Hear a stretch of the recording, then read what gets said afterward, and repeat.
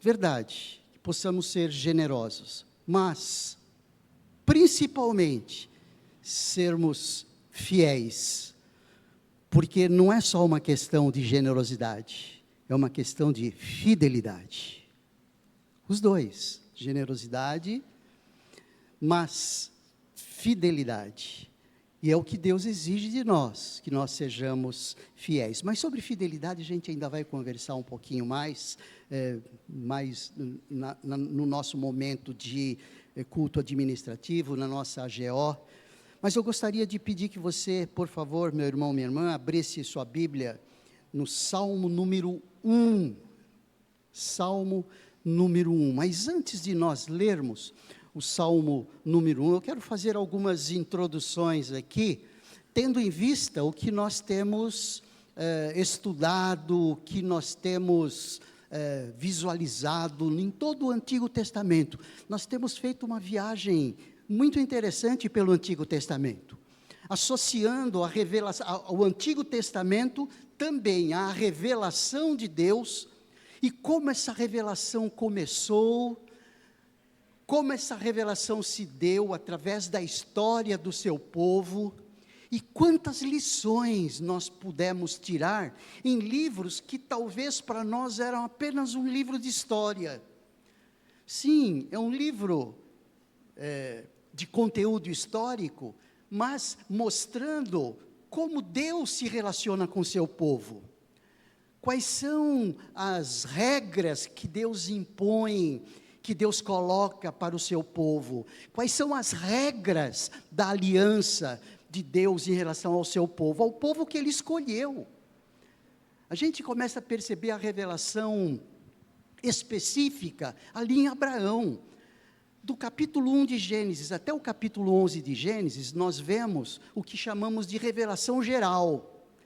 Mas a partir de Gênesis capítulo 12, quando Abrão é chamado, depois o nome dele é trocado por Abraão, nós começamos a perceber a revelação específica de Deus, ou seja, Deus pega uma pessoa, escolhe um homem, e através desse homem ele faz uma nação.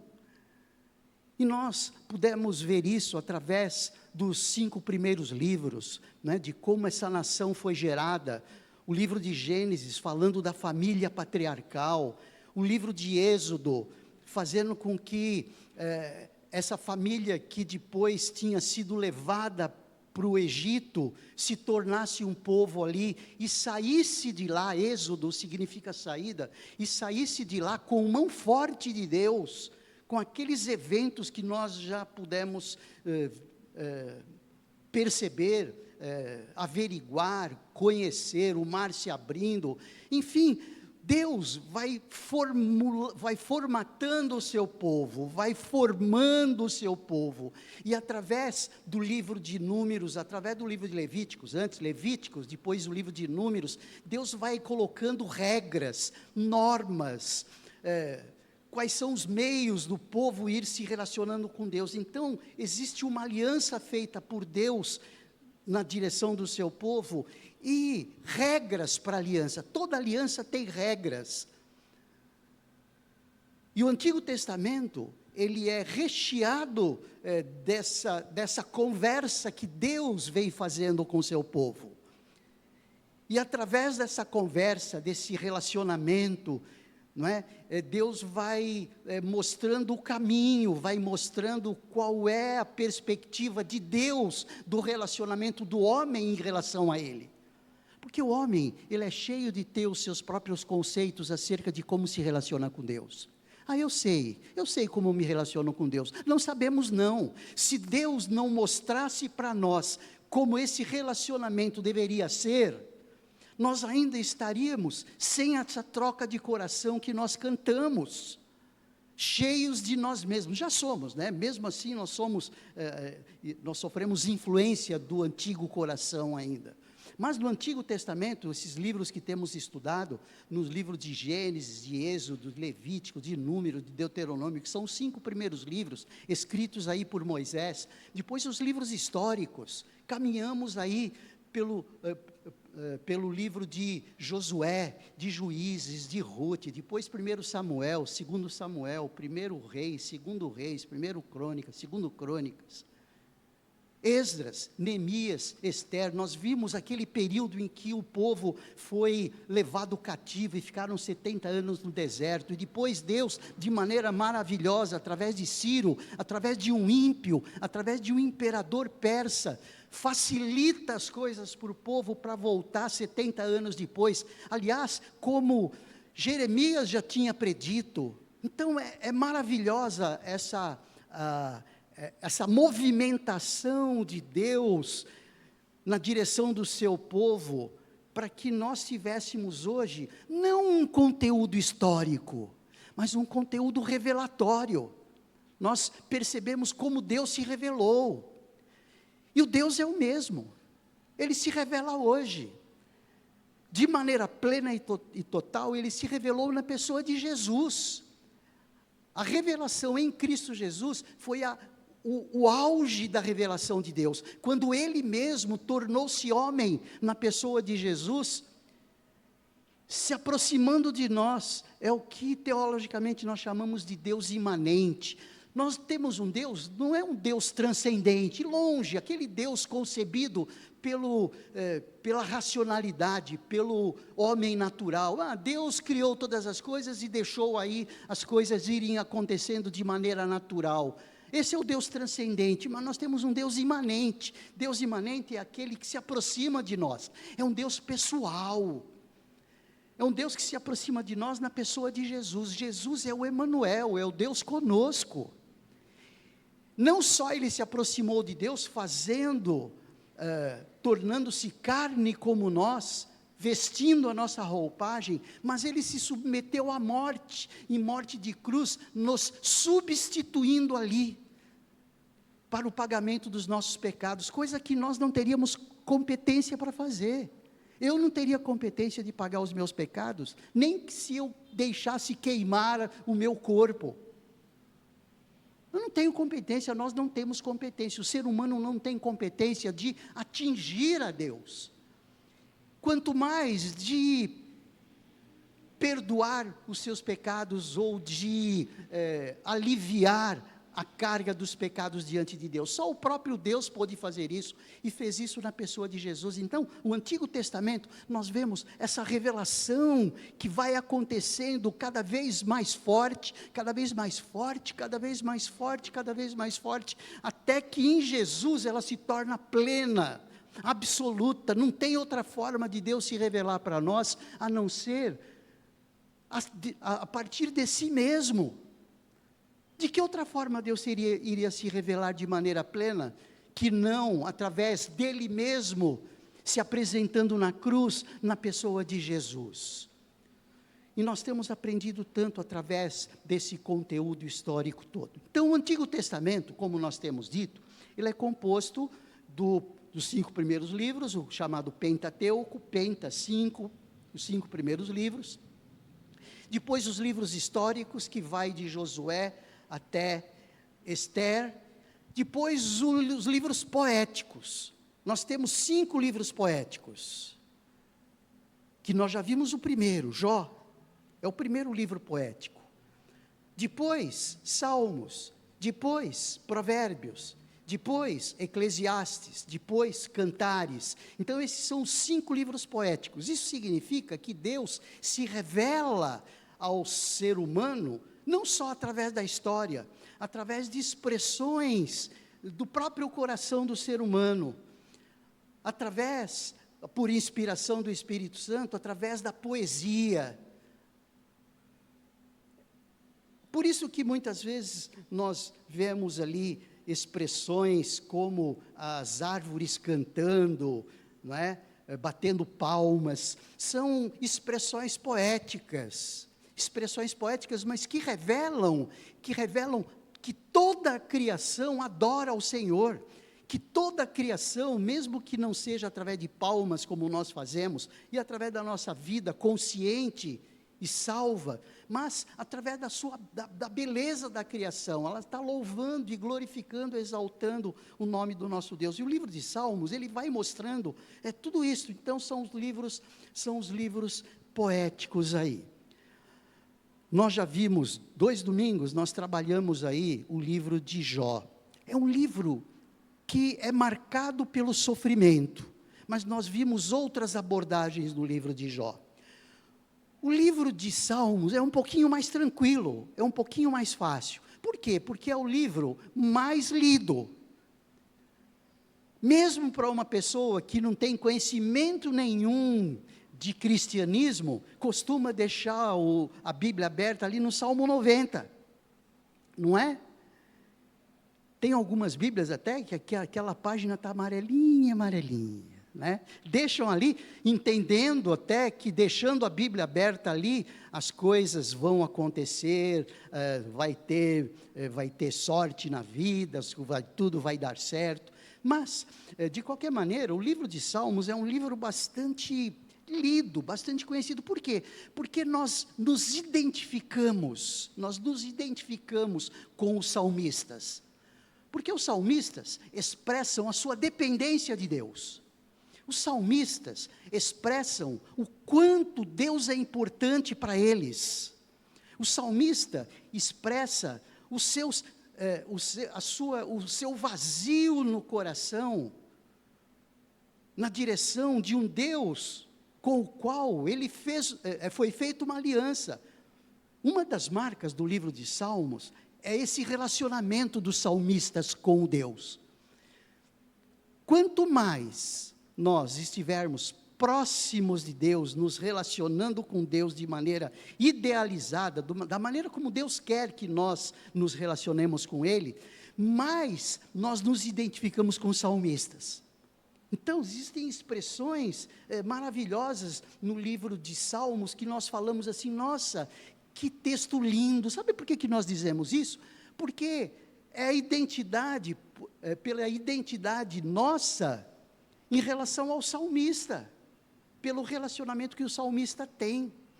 Então, quanto mais nós estivermos ligados ao Senhor, quanto mais trabalhando a nossa fidelidade ao Senhor, quanto mais nós estivermos olhando a nossa vida da perspectiva de Deus, mais nós estaremos vestindo a roupa do salmista, a roupa de compreensão do salmista e compreendendo o livro de Salmos. Por isso o livro de Salmos é o mais lido, porque ele é o mais gostoso, ele é a expressão do ser humano na direção de um Deus todo-poderoso.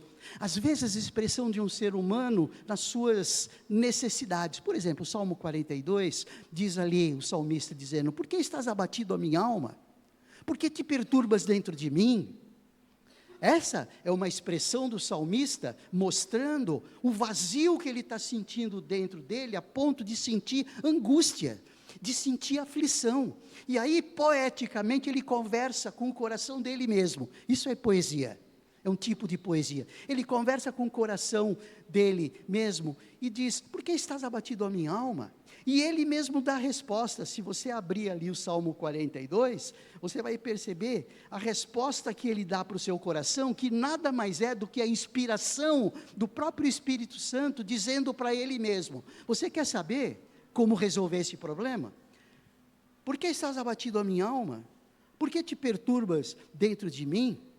Aí ele mesmo responde, é como se Deus estivesse respondendo para ele, espere em Deus, pois ainda o louvarei. Olha só, que conversa poética, maravilhosa, a gente vê aí.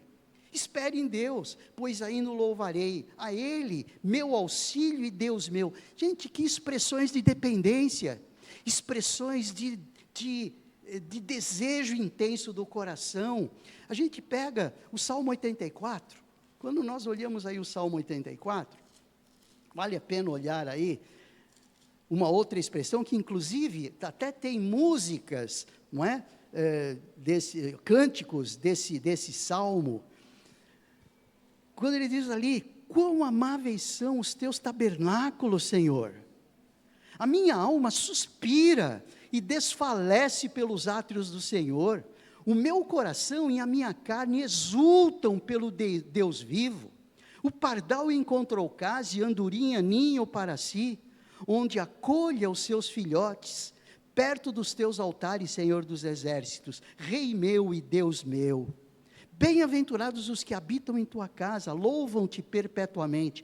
Olha só aqui, que expressões de relacionamento íntimo do salmista para com esse Deus. Então o livro de Salmos é marcado por essas nuances, por essas características de proximidade. Então, quanto mais próximo nós estivermos de Deus, quanto mais fiéis estivermos demonstrando, quanto mais santos, quanto mais fechados com Ele, sabe? Aconteça o que acontecer, requer-se o que se requer de mim, mas eu estou fechado com Deus, o meu compromisso é com Ele, sabe? Essa firmeza de propósitos que temos, mais nós vamos sentir o nosso coração pulsar assim como pulsava o coração do salmista. Então, são 150 salmos, todos nessa direção aí. O livro de Salmo, ele é composto por 5 livros, ou seja, da mesma forma que o Antigo Testamento, ele é composto por 39 livros. Livro de Gênesis, livro de Êxodo, livro Levítico, de Deuteronômio, enfim, o livro de Josué, Juízes, Ruth e todos os outros livros. O livro de Salmo também é uma composição de 5 livros. Então, existe ali, por exemplo, o livro 1 do livro de Salmos vai do Salmo 1 ao Salmo 41. O livro 2 vai do Salmo 42 ao Salmo 72. O livro 3 vai do Salmo 73 ao livro 89. O livro 4 vai do Salmo 90 ao Salmo 106. O livro 5 vai do Salmo 107 ao Salmo 150. Então, é uma forma de divisão do saltério. Saltério é o inário do povo judeu. Esse é o saltério. É o inário do povo judeu. Assim como nós temos o nosso livro de cânticos, nós temos o nosso inário para o culto cristão entre os batistas, o cantor cristão também entre os batistas, a harpa cristã, especialmente através das igrejas da Assembleia de Deus e tudo mais. O saltério é o inário do povo judaico. Então, esse inário é dividido dessa forma, tá bom? A maioria dos salmos é escrito por Davi. Tem um escrito por Moisés, outros escritos por grupos de levitas, não é?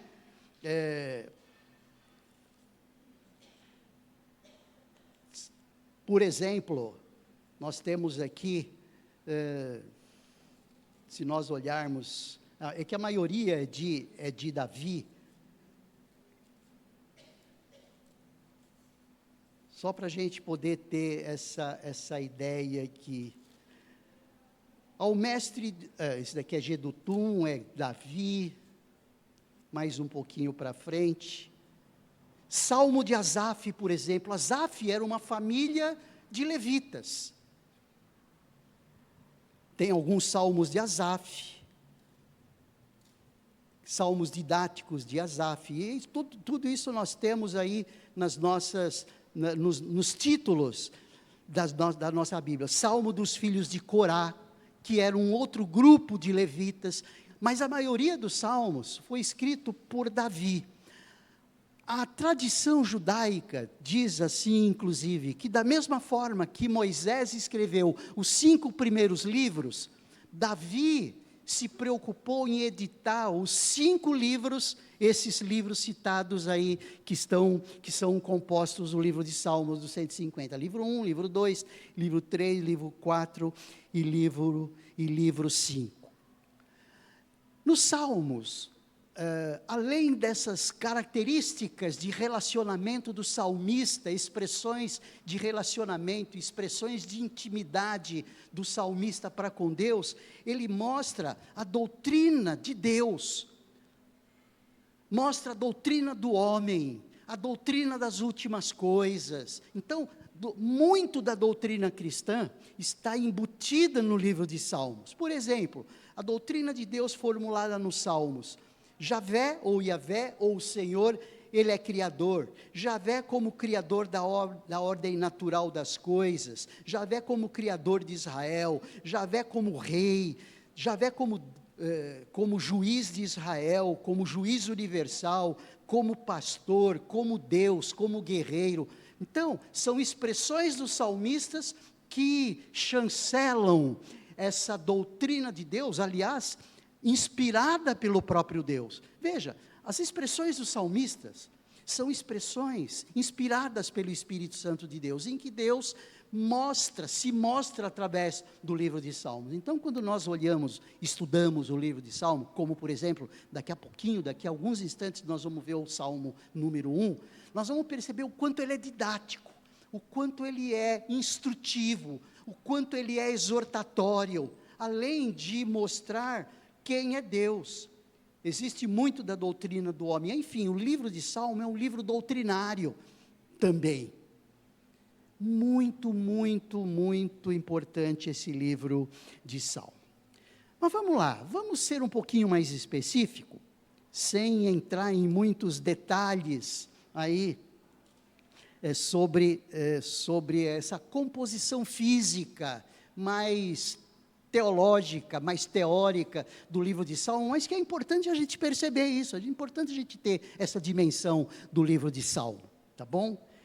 Não é só um livro devocional, é um livro doutrinário também, é um livro que mostra quem é Deus, é um livro que mostra quem é o homem, é um livro que mostra como se dá o relacionamento desse Deus da aliança com o seu povo da aliança, é um livro que mostra como deve ser a relação do povo para com esse Deus, que se mostrou tão amoroso. O Senhor é o meu pastor, nada me faltará, não é? Salmo tão conhecido aí, o Salmo 23. Muito bom, vamos lá, vamos trabalhar um pouquinho no Salmo número 1, porque além do Salmo ser essa respiração espiritual, porque é uma boa definição do livro de Salmos, o que é o livro de Salmos? É a respiração espiritual do ser humano. Ele é também um orientador acerca da nossa vida. Vamos ler o texto? É um texto curto, tem 6 versículos, mas ele é tão denso, ele é tão importante, é tão revelador, e é isso que a gente vai ver nesse momento. Vamos lá? Olha só o que o texto do Salmo número 1 diz, eu estarei lendo aqui na Nova Almeida atualizada. Tá bom?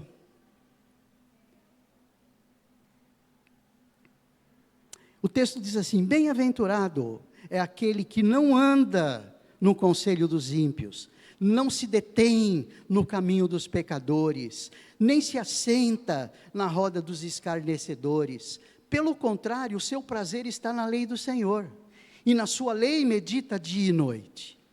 Ele é como árvore plantada junto a uma corrente de águas, que no devido tempo dá o seu fruto, e cuja folhagem não murcha. E tudo o que ele faz será bem-sucedido. Os ímpios não são assim, são porém como a palha que o vento dispersa. Por isso os ímpios não prevalecerão no juízo, nem os pecadores na congregação dos justos, pois o Senhor conhece o caminho dos justos, mas o caminho dos ímpios perecerá. Todos nós, sem exceção alguma, nós vivemos grandes pressões na nossa vida, sem dúvida nenhuma. É a dona de casa em relação às tarefas diárias, não é mesmo? É o profissional em seus desafios diários em relação às suas responsabilidades profissionais, não só em relação às essas suas dificuldades profissionais, mas suas dificuldades relacionais no trabalho. Eu sempre percebi em todo o tempo que eu também trabalhei no mundo corporativo, que o mais difícil não era o trabalho em si, o mais difícil eram as relações no trabalho. Eram as coisas que mais pegavam, eram as coisas que mais faziam com que o meu trabalho ganhasse aquela energia, vamos dizer assim, negativa, aquele negativismo, aquela situação desgastante. Era sempre nas relações que estava as motivações para não ir no trabalho. Nossa, amanhã já é segunda-feira. Eu me lembro que, hoje deve ter ainda, mas eu me lembro que tinha um Fantástico. A hora que começava o Fantástico, começava o período de depressão. Está chegando na segunda-feira, não é? Mas geralmente não era o trabalho em si, mas eram as relações, as pressões que se tinha nos trabalhos, são as questões de esgotamento físico, esgotamento mental, esgotamento emocional. É o motorista de caminhão no trânsito, no clima, nos perigos, não é? É o atleta nas suas infindáveis horas de treino, bem como as suas extenuantes rotinas e lesões. São alguns exemplos aqui que a gente relacionou. É o aluno com suas tarefas, trabalhos, projetos e provas, isso porque ele nem imagina o que vai ser depois. Se ele soubesse, tivesse a dimensão do que seria depois, ele valorizaria muito mais esse período extenuante aí de tarefas, de trabalhos, de projetos, ele se daria melhor depois. Mas são pressões das mais diversas possíveis. Ou seja, nós vivemos debaixo de muitas pressões. Agora, diante de todas essas pressões, nós precisamos ser intransigentes em relação a algumas coisas que nós não podemos nos envolver com elas, não podemos adotar, não podemos nos amoldar. E nós precisamos ser transigentes no sentido de dizer, não, isso eu não vou fazer. Transigindo com alguma coisa ali que eu não quero participar.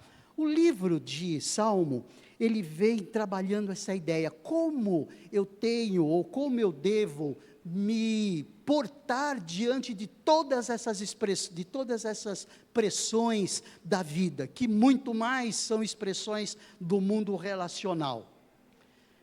Bem-aventurado é aquele que não anda no conselho dos ímpios, não se detém no caminho dos pecadores, nem se assenta na roda dos escarnecedores. Pelo contrário, o seu prazer está na lei do Senhor, e na sua lei medita de dia e de noite.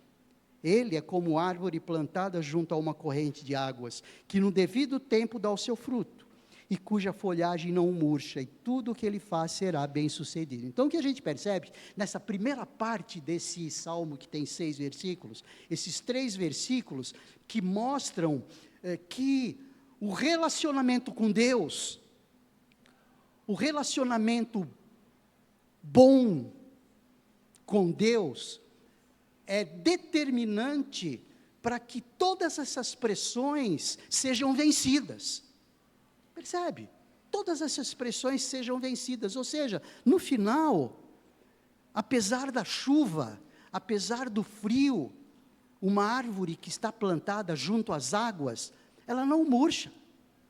Ela pode sofrer sim, né? As nuances do clima, os problemas de poluição, mas ela não morre. Se ela estiver plantada junto às águas, se as suas raízes, pelo fato de estar plantada junto às águas, estiverem próximo a uma corrente de águas, a um rio, as suas raízes vão tender a ir para lá e vão pegar o líquido que elas precisam para se manter vivas, até nos momentos de intranquilidade e nos momentos de pressão. Então, a primeira divisão que nós vemos no livro de Salmo, são os 3 primeiros versículos aí, que fala de uma vida perto de Deus. Gente, vale a pena fechar questão com Deus, isso que os salmistas tinham, eles fechavam questão com Deus, e só ganhavam o bônus disso, não recebiam o ônus do ímpio, que, ao contrário do justo, é como palha que o vento dispersa, como diz do versículo 4 ao versículo 6. Enquanto no versículo 1 nós vemos a vida justa, a vida perto de Deus, no versículo 4 a 6, nós vemos a vida ímpia e uma vida longe de Deus. Gente, isso é muito importante para nós driblarmos as pressões da vida. É muito importante. Quanto mais estivermos com as nossas raízes próximo ao ribeiro de águas, sabe o que é o ribeiro de águas? É o relacionamento com Deus, é a palavra de Deus. Mas nós estaremos garantindo a nossa subsistência. Agora, o que eu quero chamar a atenção, especialmente nesse versículo 1, são 3 verbos. Isso é marcante. Se você tiver uma caneta aí, anote embaixo: andar, deter e assentar. Porque bem-aventurado é aquele que não anda segundo o conselho dos ímpios. O que nós vemos aí é uma ação. Algo que, esse que recebe as pressões da vida, podemos fazer. Andar ou não andar. Então, se nós não andamos segundo o conselho dos ímpios, se nós não nos detemos no caminho dos pecadores, e nem nos assentamos nas rodas dos fornecedores, ao contrário disso, temos o prazer na lei do Senhor, nós seremos como essa árvore plantada, como diz no versículo 3, cuja folhagem não murcha, e tudo o que nós fazemos será bem sucedido. Então vamos lá, olha só, o que significa quando o salmista começa dizendo ali: bem-aventurado aquele que não anda no conselho dos ímpios. Esse andar é considerado como um movimento casual. Andamos, como todo mundo anda, independente da ética, se bom ou se mal, está andando. Então é um movimento casual aí. É um movimento que tem a ver com a sua participação, mesmo que esporádica. Você está andando. Você pode andar por caminhos tortuosos, você pode andar por caminhos bons, você pode andar na chuva, você pode andar no sol.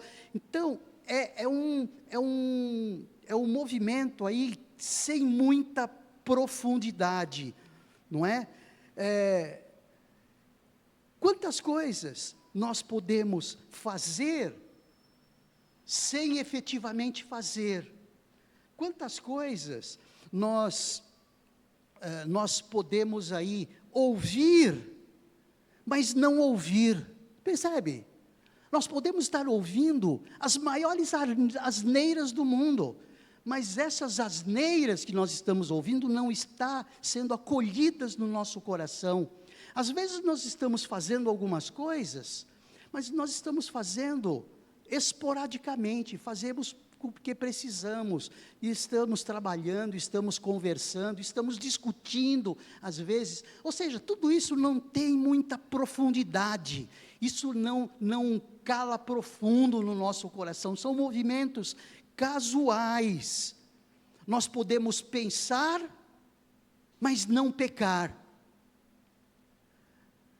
Nós podemos pensar, é aquela expressão que antigamente era bastante usado, você pode ter sobre sua cabeça passarinhos dizendo um monte de coisa para você, tentando convencer você de uma série de coisas, mas o importante é não deixar que o passarinho faça ninho na cabeça. Sabe, essa diferença aí, nós podemos ouvir, mas aquilo não significa tanto. Nós podemos fazer algumas coisas, mas aquilo são coisas naturais. Então esse andar no conselho dos ímpios. Os ímpios podem dar o conselho que quiser para nós. Olha, eu acho que você devia, esse negócio de igreja, cara, tem tanta coisa para fazer aí fora, por que você não vai fazer qualquer outra coisa no domingo? Vai na igreja, não tem coisa melhor para você fazer, né? Eu não sei se você já ouviu isso, mas eu já ouvi, né? Mesmo na brincadeira, mas a pessoa fala mesmo na brincadeira. Então, existe uma série de conselhos, a sociedade nos dá conselhos, a cultura nos dá conselhos, mas nós podemos dizer, eu não vou andar segundo esses conselhos, eu não vou deixar que esses conselhos estejam enraizados na minha vida. Então é isso que ele está falando, é bem-aventurado aquele que não anda segundo o conselho dos ímpios. Agora, quando ele começa a aprofundar, a gente percebe como ele vai aprofundando aí, porque quando nós ouvimos um conselho, e damos atenção a esse conselho, e consideramos a possibilidade aí nós estamos nos detendo no caminho dos pecadores. Essa é a grande diferença desses três verbos. Uma coisa é andar segundo o conselho dos ímpios, se deter no caminho dos pecadores, ou seja, tomar uma posição, sabe? Tomar a posição igual a, tomar uma posição segundo o conselho estar se amoldando a um status quo, a um modo de vida corrente. Ou seja, nós estarmos já se preparando para tomar uma posição. O que era antes possível de acontecer, agora já pode ser uma consideração, já pode ter uma consideração moderada. Antigamente isso era impossível. É um exemplo assim bem claro talvez de entender. Adultério, jamais. Mas no momento em que começa a se adotar um modo de vida corrente, a pessoa já começa a considerar a possibilidade não, Deus vai me perdoar. Afinal de contas, é uma necessidade, são necessidades intrínsecas do ser humano, não o adultério, mas o envolvimento sexual. Então, às vezes, ele se deixa levar por esses conselhos dos ímpios e acaba se detendo no caminho deles. Ou seja, para sentar com eles, para beber com eles, para passear com eles. Ou seja, já está começando a adotar uma possibilidade do tipo de vida, do estilo de vida ser igual a. Então, é a diferença entre andar segundo o conselho dos ímpios e se deter no caminho dos pecadores. Aí. A diferença entre o primeiro, que já não é mais um transeunte ocasional, já é uma possibilidade de diminuir o passo, uma possibilidade de estar parando para ouvir, de considerar e ver se aquilo faz sentido ou não faz sentido. Isso significa não se deter no caminho dos pecadores. E aí ele começa a dizer ali, ele continua dizendo ali, não andas no conselho dos ímpios, não se detém no caminho dos pecadores, e nem se assenta na roda dos escarnecedores. O que já aconteceu aí? Ele já aderiu, ele já faz como, e já não vê mais dificuldade em fazer, ele já se convenceu. O coração dele já está frio, já está gelado, ele já está insensível, ele já faz aquilo de maneira natural, a consciência dele já não é tocada mais. Isso em qualquer área da vida, é no beber, é no relacionar-se, é na postura ética no trabalho. Todo mundo faz. O governo tira tanto de nós já trabalhamos 40% da nossa vida para o governo, por que eu vou dar nota? Você percebe? Olha só, são coisas assim bem práticas na área da ética aqui. Então, não se aceitar, ou seja, não estar em companhia fazer habitação, residir permanentemente à roda desses escarnecedores, não se assentar com eles. Ou seja, ele não vê problema nenhum mais em se assentar, em ouvir, em agir como escarnecedor. E muito pelo contrário, ele começa a trabalhar, a fazer um trabalho de discipulado invertido. O que é um discipulado invertido? Ao invés dele, como crente em Cristo Jesus, discipular outras pessoas para perto de Jesus, ele começa a discipular aqueles que estão perto de Jesus para longe dele. Começa a fazer a cabeça. Vamos lá, você vai ver, é legal pra caramba, é joia, é show, não é? Os meninos aqui estivessem me ajudando, eles poderiam dar outras versões aí, de expressões, desse aderir. Então, são três exemplos bíblicos aí, onde dois flertaram, mas um deles já aderiu, né? A gente vê alguns exemplos bíblicos disso. Por exemplo, Sansão, a história de Sansão. Nós não vamos lá, tá bom? Sansão, os irmãos conhecem a história de Sansão, que ele se relacionou com alguém com a qual não deveria se relacionar, porque não fazia parte do povo de Israel, muito embora o pai de Sansão tivesse falado, olha, cuidado, a ordem de Deus, a lei do Senhor não permite isso. Mas ele o quê? Ele se deixou levar, ele flertou com mulheres que não eram cristãs, e no final acabou dando no que deu, não é? Nós vemos aí outros exemplos, como exemplo de Ló. O exemplo de Ló, que deixou o relacionamento do seu tio Abraão e foi viver em Sodoma e Gomorra. Por quê? Porque lá ele via que era um lugar mais bonito, era um lugar mais agradável, era um lugar de muita tecnologia, nada contra a tecnologia, tá bom, irmãos? Mas era uma cidade avançada em todos os sentidos, avançada sexualmente. Foi lá na cidade de Sodoma e Gomorra que homens quiseram entrar na casa de Ló para tomar os seus 3 visitantes e ter relação sexual com eles, homens com homens. Era uma sociedade permissiva. Então Ló, ele flertou com essa possibilidade de um lugar mais bonito. Quando Abraão disse, olha, escolhe o lugar para onde você quer ir. Ele olhou o lugar mais bonito, ele flertou com o lugar mais bonito. São alguns exemplos disso. Exemplos que não andaram segundo o conselho dos ímpios, um exemplo que não se deteu no caminho dos pecadores, um exemplo que não se assentou na roda dos escarnecedores, foi José.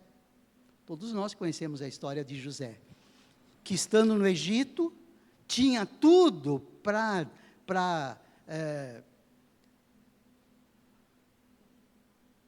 ter um relacionamento ali com a esposa de Potifar, ter todas as coisas. No entanto, ele disse, não, eu não abro mão do meu relacionamento com Deus, isso é contra Deus, eu não vou fazer isso com o meu chefe, eu não vou fazer isso com o meu patrão. Nós não vamos entrar em detalhe nessa história também, mas é um dos exemplos positivos daquele que não anda segundo o conselho dos ímpios, não se detém no caminho dos pecadores, não se assenta na roda dos escarnecedores. Então, é um texto muito fácil da gente aplicar. É um texto muito tranquilo para a gente aplicar nos dias de hoje. Não precisa muito conhecimento teológico, não é? Para a gente aplicar um texto como esse. Deus nos brindou, não nos blindou, Ele nos brindou, Ele deu como brinde, inteligência, sabedoria. Temos o Espírito Santo habitando no nosso coração, nós sabemos o que é certo e o que é errado, então cabe a nós dizer não. Ouvir, não tem como não ouvir. Andar, não tem como não andar. Em caminhos, em lugares onde não são lugares muito bons. Agora, no momento em que eu me detenho, no momento em que eu me assento, aí eu já estou abrindo mão da minha ética, da minha moral, já estou abrindo mão da ordem de Deus, do mandamento de Deus, daquilo que Deus exige de nós, porque Deus exige santidade. E aí, queridos, versículo 2, pelo contrário, ele tem o seu prazer na lei do Senhor. Então, o fato de ter prazer na lei do Senhor, não é só gostar de ler, tá? Gostar de ler abundantemente a palavra de Deus. Não, ler e guardar, é aquilo que Deuteronômio fala no capítulo 4. Guardar. Guardar significa o quê? Guardar no coração significa pegar aquilo que se leu e tornar prático na vida. Isso significa guardar. Isso significa ter prazer na lei do Senhor.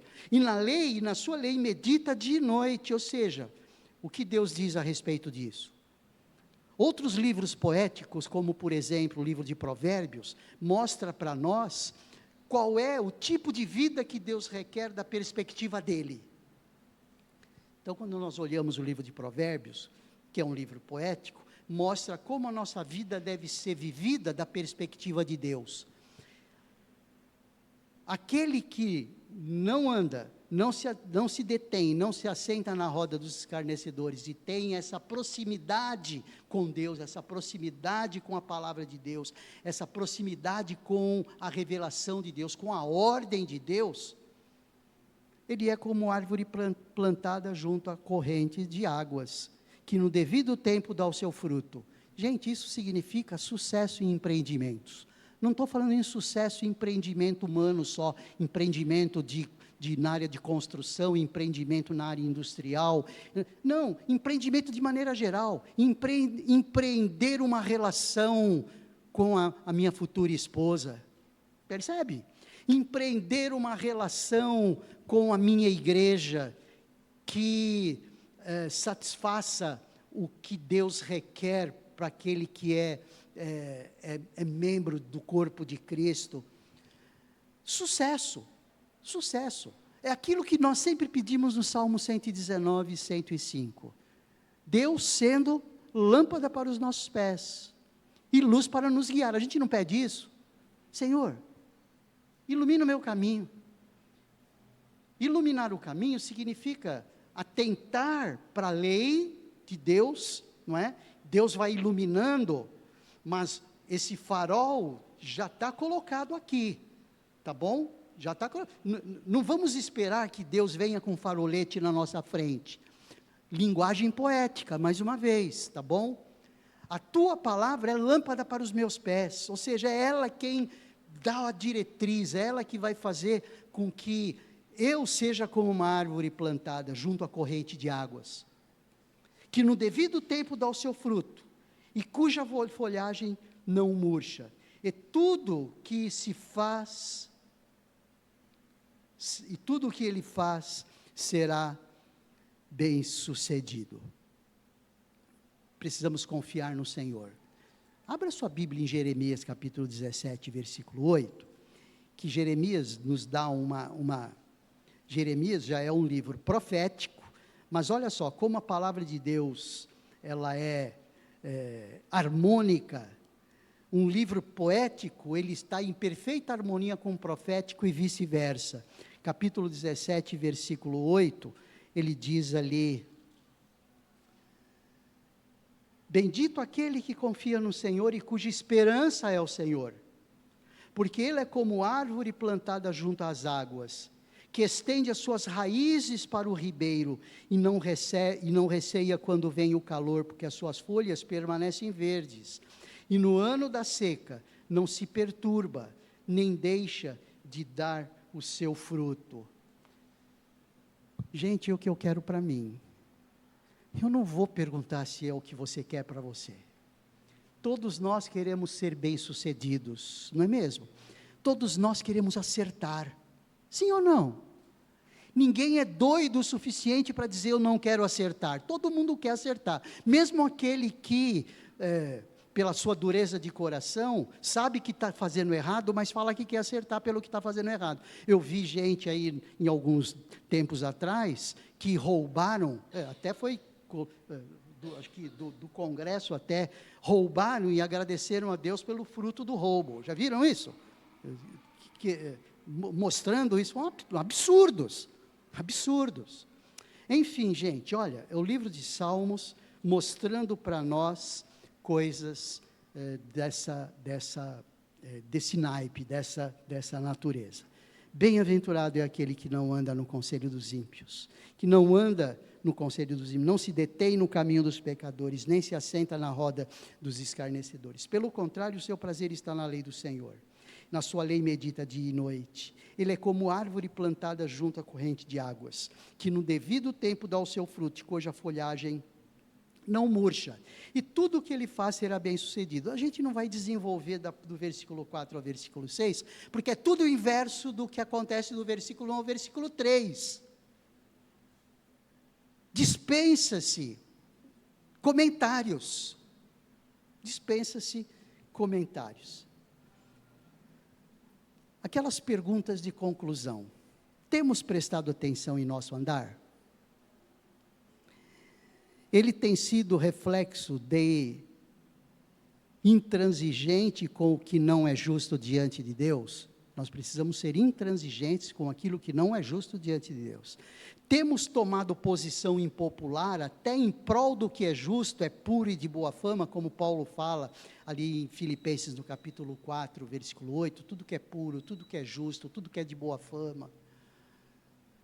Isso fazei. Será que temos nos assentado confortavelmente entre aqueles que não valorizam a palavra de Deus? Cabe a cada um de nós fazer uma autoanálise da sua vida, uma autoanálise do seu andar, do seu proceder. O que Deus exige a gente já sabe. O que a gente precisa fazer é, na realidade, escolher certo. Escolher certo. Falando em escolher certo, abra sua Bíblia aí a gente conclui mesmo, no capítulo 30 de Deuteronômio, versículo 15 a 20, olha só o que Moisés fala no final aí, quando ele estava dando ali as últimas instruções para o povo de Deus. Olha só o que ele fala ali, capítulo 30, do versículo 15, ele diz assim, olha, vejam, hoje eu coloco diante de vocês a vida e o bem, a morte e o mal. Se guardarem o mandamento que hoje lhes ordeno, que amem o Senhor seu Deus, andem nos seus caminhos e guardem os seus mandamentos, os seus estatutos e os seus juízos, então vocês viverão e se multiplicarão, e o Senhor seu Deus os abençoará na terra em que estão entrando para delas tomar posse. Mas se o coração de vocês se desviar, e não quiserem ouvir, mas forem seduzidos, se inclinarem diante de outros deuses e os servirem, então hoje lhes declaro que certamente perecerão. Não permanecerão muito tempo na terra na qual, passando o Jordão, vocês vão entrar para dela tomar posse. Hoje tomo o céu e a terra por testemunhas contra vocês, que lhes propus a vida e a morte, a bênção e a maldição. Olha só agora a palavra dele.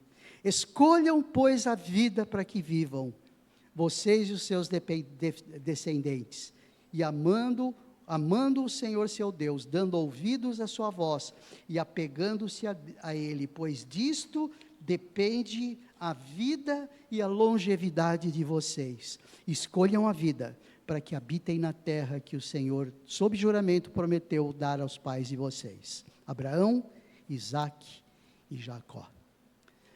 Instrução dada, agora, que sejamos inteligentes, o suficiente para atentar para essas instruções, não dadas pelo pastor Manuel, mas dadas pelo próprio Deus através da sua palavra. Feche os seus olhos, vamos orar.